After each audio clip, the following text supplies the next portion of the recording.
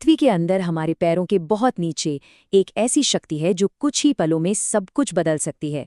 आज हम उसी रहस्य को समझने की कोशिश करेंगे जिसका नाम है भूकंप। जानते हैं, ये अनुभव हमें याद दिलाता है कि हमारी पृथ्वी कितनी ताकतवर है। इसी घटना को भूकंप कहते हैं और आज की इस क्लास में हम इसके पीछे छिपे विज्ञान को परत दर परत समझने वाले हैं। तो चलिए एक नज़र डालते हैं कि आज हम क्या क्या सीखने वाले हैं। हम शुरुआत करेंगे भूकंप की एकदम बेसिक परिभाषा से, फिर सीखेंगे कि इसे नापा कैसे जाता है, इसकी तरंगों की दुनिया में गोता लगाएंगे और आखिर में पृथ्वी के एक बहुत बड़े रहस्य छाया क्षेत्र से पर्दा उठाएंगे। तो चलिए सबसे पहले कुछ जरूरी शब्दों को समझते हैं। ये वो शब्द हैं जिनकी मदद से वैज्ञानिक भूकंप के इस पूरे रहस्य को सुलझाते हैं। तो भाई ये भूकंप है क्या? बिल्कुल सीधे और सरल शब्दों में कहें तो पृथ्वी की सतह का अचानक से कांपना या हिलना ही भूकंप है। ये कंपन पृथ्वी के अंदर से निकली ऊर्जा की वजह से होता है।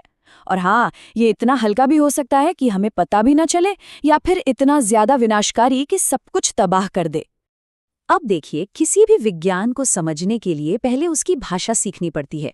भूकंप के विज्ञान में ये 4 शब्द सबसे जरूरी हैं। तो आइए एक एक करके इन सभी को समझते हैं। सबसे पहला शब्द है सिस्मोलॉजी। ये असल में भूगर्भ विज्ञान की वो स्पेशल ब्रांच है जिसमें सिर्फ और सिर्फ भूकंप के बारे में ही पढ़ा जाता है कि वो क्यों आते हैं, कैसे आते हैं और उनका क्या असर होता है।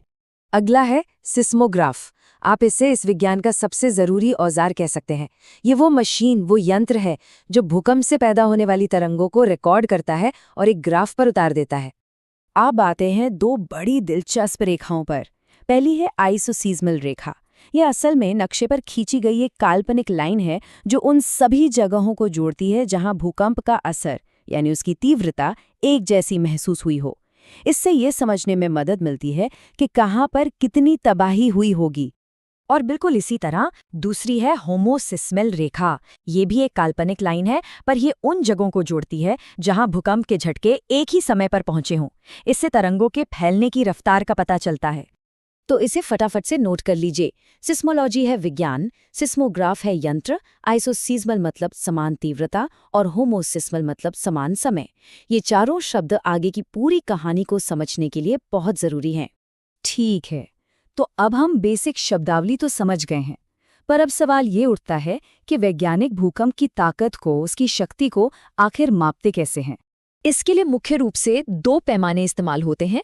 एक है रिक्टर स्केल और दूसरा है मर्केली स्केल। देखिए, रिक्टर स्केल ये मापता है कि भूकंप के केंद्र से कितनी ऊर्जा निकली।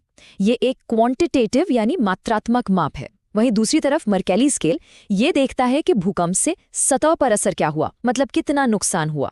ये एक क्वालिटेटिव यानी गुणात्मक माप है। अब रिक्टर स्केल की सबसे हैरान करने वाली बात सुनिए। ये कोई साधारण 1 2 3 वाली गिनती नहीं है। इस स्केल पर हर अगला नंबर पिछले नंबर से 10 गुना ज्यादा शक्तिशाली कंपन दिखाता है। पर असली कहानी तो ऊर्जा में है। हर अगला नंबर लगभग 32 गुना ज्यादा ऊर्जा छोड़ता है। जरा सोचिए, इसका मतलब है कि 6 की तीव्रता का भूकंप 5 की तीव्रता वाले भूकंप से 32 गुना ज्यादा ऊर्जावान होता है। स्केल पर तो सिर्फ एक नंबर का फर्क है, लेकिन तबाही में जमीन आसमान का फर्क आ सकता है। तो यहाँ नोट करने वाली बात यह है कि रिक्टर स्केल भूकंप की असली ताकत यानी ऊर्जा को मापता है, जबकि मर्केली स्केल उसके असर यानी तबाही का हिसाब किताब रखता है। अच्छा, तो अब हम ये तो जानते हैं कि भूकंप क्या है और इसे कैसे मापते हैं, पर सवाल ये है कि ये शुरू कहाँ से होता है, इसका जन्म कहाँ होता है। चलिए अब इसका पता लगाते हैं। देखिए, पृथ्वी के अंदर जमीन की गहराई में वो पॉइंट जहां चट्टानें टूटती हैं और ऊर्जा निकलना शुरू होती है, उसे भूकंप मूल या फोकस कहते हैं। ये भूकंप का असली जन्म स्थान है। यहीं से सारी कहानी शुरू होती है। अब जरा सोचिए, उस भूकंप मूल से ठीक 90 डिग्री ऊपर बिल्कुल सीधे पृथ्वी की सतह पर जो जगह होती है उसे अधिकेंद्र या एपिसेंटर कहते हैं। क्योंकि ये सतह पर भूकंप मूल का सबसे नज़दीकी पॉइंट है, इसलिए भूकंप की तरंगें सबसे पहले यहीं पहुंचती हैं और सबसे ज़्यादा तबाही भी अक्सर इसी के आसपास होती है।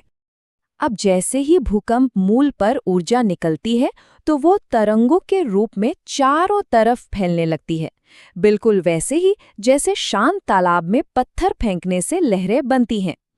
इन्हीं तरंगों को हम भूकंपीय तरंगे या सीज़मिक वेव्स कहते हैं। मुख्य रूप से ये तरंगे 3 तरह की होती हैं: पी तरंगे, एस तरंगे और एल तरंगे। पी का मतलब प्राइमरी, क्योंकि ये सबसे पहले पहुंचती हैं।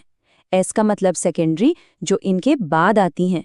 और एल मतलब लॉन्ग वेव्स या सतही तरंगे, जो सिर्फ धरातल पर चलती हैं। ये समझना बहुत जरूरी है, इसे नोट कर लीजिए। भूकंप की शुरुआत पृथ्वी के अंदर भूकंप मूल से होती है, लेकिन हमें सतह पर इसका पहला संकेत अधिकेंद्र पर मिलता है। चलिए अब इन तीनों तरंगों को और भी गहराई से समझते हैं, क्योंकि इनकी चाल में, इनके चलने के तरीके में और इनके असर में सब में बहुत अंतर होता है। ठीक है, अब जरा इस तालिका को ध्यान से देखिए। सबसे पहले पी तरंग, ये रेस में सबसे तेज है। ये ध्वनि तरंगों की तरह आगे पीछे धक्का मारते हुए चलती है, और इसकी खासियत ये है कि ये ठोस, द्रव और गैस तीनों में से गुजर सकती हैं। अब आती है एस तरंग। इसकी रफ्तार पी तरंग से कम होती है, और ये प्रकाश तरंगों की तरह ऊपर नीचे या दाएं बाएं हिलते हुए चलती है। और इसकी सबसे बड़ी और सबसे ज़रूरी बात, ये सिर्फ ठोस चीज़ों से ही गुजर सकती है, तरल यानी लिक्विड से नहीं। इस बात को एकदम दिमाग में बिठा लीजिए, क्योंकि यही हमें पृथ्वी का सबसे बड़ा राज बताने वाली हैं। और आखिर में है एल तरंगे। ये सबसे धीमी होती हैं, पर क्योंकि ये हमारी धरती की सतह पर चलती हैं, इसलिए सब ज्यादा तबाही भी यही मचाती हैं। तो अब हम अपने सफर के सबसे रहस्यमयी और मजेदार हिस्से पर आ गए हैं, भूकंपीय छाया क्षेत्र या सीस्मिक शैडो जोन। ये वो कॉन्सेप्ट है जिसने हमें पृथ्वी के केंद्र के बारे में सबसे जरूरी जानकारी दी है। तो ये छाया क्षेत्र है क्या? देखिए, इसका मतलब है पृथ्वी की सतह का वो हिस्सा जहां किसी खास भूकंप के बाद उसकी पी या एस तरंगे रिकॉर्ड ही नहीं हो पाती। वो तरंगे वहां पहुंचती ही नहीं है। और इसी सवाल में कि आखिर क्यों नहीं पहुंचती, पृथ्वी का एक बहुत बड़ा राज छिपा है। चलिए पहले पी तरंग को समझते हैं। पी तरंगे पृथ्वी के केंद्र से गुजर तो जाती हैं, लेकिन जैसे ही वो बाहरी क्रोड में घुसती हैं, जो कि तरल है, तो उनका रास्ता थोड़ा बदल जाता है, वो मुड़ जाती हैं। इसे अपवर्तन या रिफ्रैक्शन कहते हैं। इसी मुड़ने की वजह से सतह पर अधिकेंद्र से 105 डिग्री से लेकर 145 डिग्री के बीच एक ऐसा बैंड बन जाता है जहां ये पी तरंगे सीधे नहीं पहुंच पाती। इसी को पी तरंग का छाया क्षेत्र कहते हैं। और अब एस तरंगों की कहानी, ये तो और भी कमाल है। याद है हमने क्या सीखा था कि एस तरंगे तरल में नहीं चल सकती। तो जैसे ही ये तरंगे पृथ्वी के तरल बाहरी क्रोड तक पहुंचती हैं, वो बस वहीं रुक जाती हैं, गायब हो जाती हैं। वो उसे पार ही नहीं कर पाती। और इसका नतीजा, अधिकेंद्र से 105 डिग्री के बाद का लगभग पूरा आधा हिस्सा एस तरंगों के लिए एक बहुत बड़ा छाया क्षेत्र बन जाता है। और यही वो सबसे मजबूत सबूत है जो हमें बताता है कि हमारी पृथ्वी का बाहरी क्रोड तरल यानी लिक्विड है। बिना किसी ड्रिलिंग के, सिर्फ इन तरंगों के व्यवहार को देखकर हमने पृथ्वी के दिल का हाल जान लिया। तो चलिए आज हमने जो कुछ भी सीखा है उसे एक साथ दोहरा लेते हैं। भूकंप पृथ्वी का कंपन है, रिक्टर स्केल उसकी ऊर्जा मापता है और मर्केली स्केल उसका प्रभाव। इसकी शुरुआत भूकंप मूल यानी फोकस से होती है और पहला असर अधिकेंद्र यानी एपिसेंटर पे दिखता है। 3 तरह की तरंगे हैं, पी, एस और एल। और सबसे महत्वपूर्ण बात, एस तरंगों का विशाल छाया क्षेत्र ये साबित करता है कि हमारी पृथ्वी का बाहरी क्रोड तरल है।